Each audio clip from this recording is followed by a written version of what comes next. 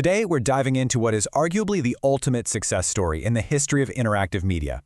We're talking about the history of Minecraft, from its initial blocky conception right up to the globe-spanning phenomenon it is today.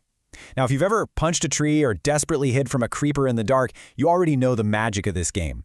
But the actual data behind how this ecosystem was built, and more importantly, how it survived, is just as fascinating as the game itself. 350 million units. That is the number of commercial units Minecraft has sold as of our most recent data. That astronomical figure officially makes it the best-selling video game of all time. Period. Just let that sink in for a second. It's an unprecedented statistical anomaly that literally rewrites the rulebook of the digital entertainment industry. Which leads us right to the central question for this explainer. You see, standard industry models tell us that a highly successful video game typically has a maximum cultural and commercial shelf life of about 24 months. You know, a rapid acquisition phase followed by an exponential decay in active users. But Minecraft, it defied that 24-month decay model entirely. So how on earth did a simple indie weekend coding project achieve compounding intergenerational growth with literally no contemporary equivalent, effectively becoming permanent digital infrastructure?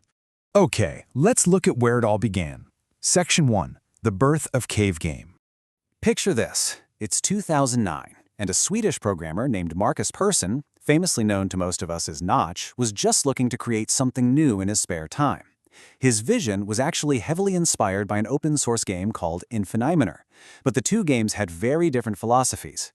Infinimenor is designed as a competitive, team-based excavation game. Notch, on the other hand, found those team-colored blocks to be, well, pretty horrible. He instead envisioned a fantasy-style game centered entirely around open-ended building and variation. And that timeline of all this was incredibly rapid. Infinimenor was released on April 29, 2009, but less than a month later, its developer actually discontinued it because of a major source code leak that led to rampant cheating.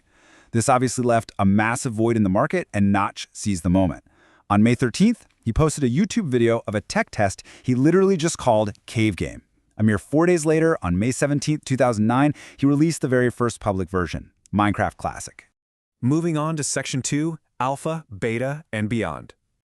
As we move through 2010 to 2011, mechanics like crafting and redstone engineering really transformed what was just a neat building toy into a full-fledged survival game.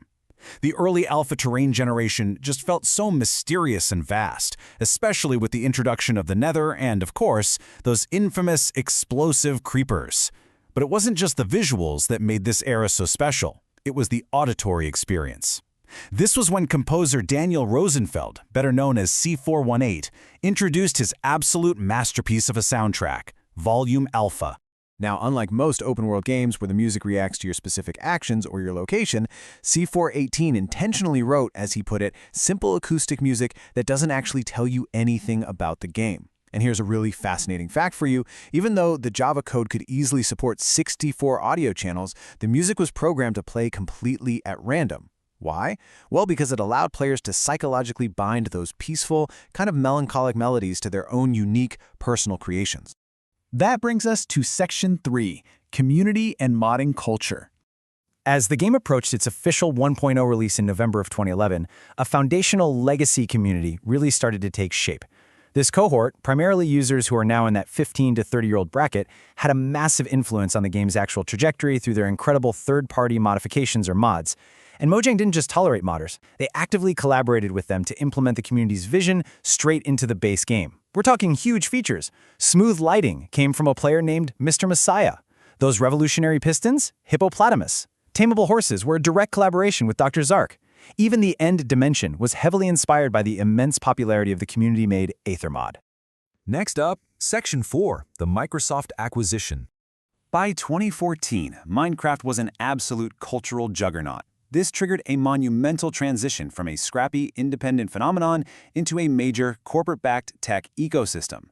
$2.5 billion. That is what Microsoft paid to acquire Mojang in September 2014. For Microsoft, this was a highly strategic move, to say the least. They were driven by a desire to strengthen their cross-platform software strategy, and crucially, they were buying immediate access to a massive, established, and incredibly motivated user community. Following the acquisition, Notch completely stepped away from the company. As he stated in a pretty candid blog post at the time, it's not about the money, it's about the sanity. The immense pressure of becoming a symbol had really taken its toll on him, and he expressed genuine relief at handing the creative reins over to Jens Bergensten, or Jeb. Ultimately, this transition of leadership allowed Minecraft to scale under the massive resources of Microsoft without losing its core creative direction. Finally, let's look at Section 5, a global digital ecosystem. Under Microsoft, the modern era of Minecraft became highly empirical. They rolled out unified accounts and the Bedrock Edition, which allowed for centralized data tracking or telemetry across mobile devices, home consoles, and PCs. This gave us an incredibly accurate picture of the modern revenue split.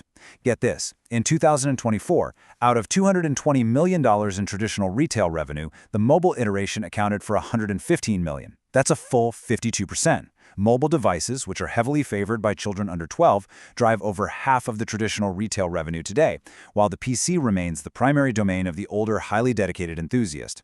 Now, looking at how that user base has expanded longitudinally, we hit the absolute most significant inflection point in the platform's modern history, the global COVID-19 pandemic. The rapid digitalization of leisure caused a massive 25% surge in active players. But here's the most crucial takeaway. Unlike other digital media that just reverted right back to their historical averages post-quarantine, Minecraft didn't drop back down.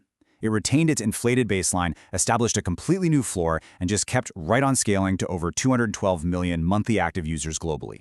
So how exactly does it keep all of these wildly different people engaged month after month? Well, the data shows that Minecraft essentially operates as 5 entirely different software applications serving entirely unique psychological needs. For instance, highly extroverted users leverage social play basically as a digital communication interface.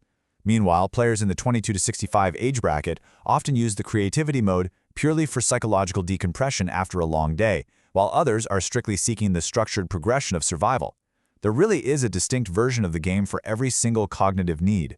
Because of that incredibly diverse appeal, the modern ecosystem is showing absolutely zero signs of macro-level user decay. The numbers are just staggering.